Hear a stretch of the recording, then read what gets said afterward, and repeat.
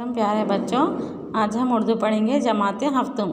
जमात हफ्तुम में 10वां सबक है गुज़रा हुआ ज़माना। गुज़रा हुआ ज़माने के मुसन्निफ़ लिखने वाले कौन है? सर सैयद अहमद ख़ान। इसका आज हम दूसरा हिस्सा पढ़ेंगे यानी पार्ट 2। पार्ट 2 में देखो क्या बताना चाह रहे हैं यहाँ पे। पार्ट 2 में बरस के आखिर यानी पहला सबक शुरू हो रहा है। बरस की आखिर रात को एक बूढ़ा अपने अंधेरे घर में अकेला बैठा है।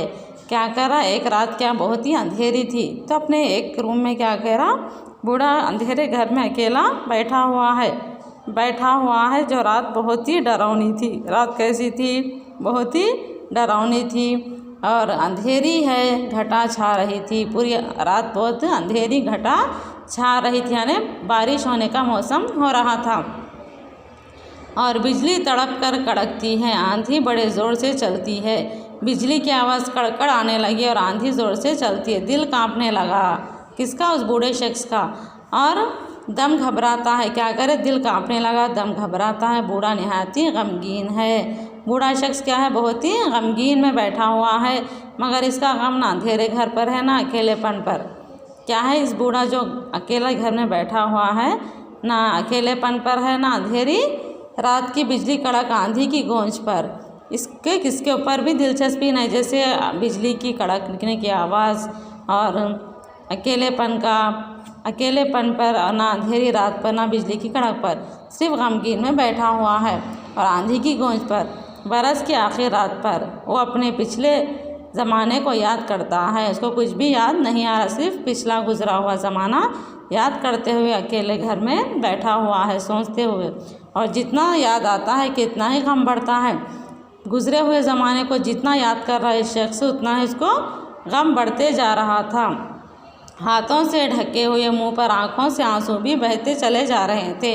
सोचते सोचते क्या करें, उसके आंखों में से आंसू भी चले जा रहे थे। जब इसकी आंखों के सामने फिरता है, आंसू भी चले जा रहे थे। पिछला ज़माना इसकी आंखों के सामने फिरता है। गुज़रा हुआ ज़माना इसके आंखों के सामने फिर रहा था। इसका लड़कपन पिछला ज़माना इसकी आंखों के सामने फिरता है। अपना लड़कपन इसको याद आता है। इसका अपना लड़कपन इसको याद आने लगा, जबकि इसको किसी चीज़ का गम और किसी बात की फ़िक्र दिल में ना थी। इसको लड़कपन बहुत ही याद आने लगा। रुपया अशरफी के बदले रेवड़ी मिठाई अच्छी लगती थी। अपने लड़कपन में क्या करते थे, पैसों के बदले में मिठाई बहुत ही अच्छी लगने लगी। सारा घर, माँ बाप, भाई बहन इसको प्यार करते थे। सारा घर में क्या, भाई बहन इसको बहुत ही प्यार करते थे। पढ़ने के लिए छुट्टी का वक्त जल्द आने की खुशी में किताबें बगल में लेकर मकतब चला जाता था। क्या करते? पढ़ने की खुशी जब छुट्टी मिलते ही क्या करते थे, बगल में अपना बैग लेकर मकतब को यानी लाइब्रेरी चले जाते थे। मकतब का ख्याल आते ही से अपने मकतब का ख्याल आते इसको अपने मकतब वाले दोस्त याद आने लगे और वो ज़्यादा गमगीन होता था और बेअख्तियार चिल्ला उठता था, हाय वक्त, हाय वक्त, हाय गुज़रे हुए ज़माने, अफसोस के मैंने तुझे बहुत देर में याद किया। क्या बोल रहे? गुज़रा हुआ ज़माना बहुत ही याद आने लगा। लेकिन ये क्या है, एक ख्वाब, एक लड़के को ख्वाब में सोच रहे थे कि अपने गुज़रे हुए ज़माने को, फिर वो अपनी जवानी का ज़माना याद करता है। लड़कपन का ख़त्म होने के बाद क्या कर रहा, फिर वो अपनी जवानी का ज़माना याद कर रहा था। अपना सुर्ख सफ़ेद चेहरा, सडोल ढेल भरा बदन, रसीली आँखें, कैसे थे जवानी में ने, बहुत ही खूबसूरत थे नो। अपना सुर्ख सफ़ेद चेहरा और सडोल ढेल भरा बदन, अच्छी आँखें, रसीली भरी आँखें याद आने लगी। इसी तरह मोती की लड़ी से दांत, उमंग भरा हुआ दिल, जज्बात इंसान की खुशबू की खुशी से याद आने लगी। क्या करें, इंसान के इनके दांत कैसे थे, मोती की लड़ी थे और इंसान की खुशबू की खुशी से याद आती थी।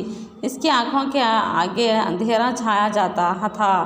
गुज़रे हुए ज़माने में माँ बाप जो नसीहत करते थे और नेकी खुदा परस्ती की बातें करते थे, वो कहता था अभी बहुत वक्त है। क्या बोल के बोलता था बूढ़ा शख्स?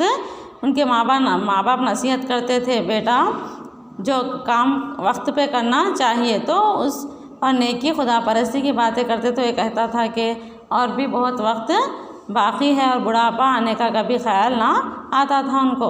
इस बूढ़े शख्स के वालिदैन क्या करते थे, बहुत ही नसीहत करते थे, उन्हें क्या बोलते थे, अभी बहुत वक्त बाकी है। इसी तरह आज हम दूसरा हिस्सा मुकम्मल करेंगे इंशाअल्लाह। इसका कल तीसरा हिस्सा पढ़ेंगे।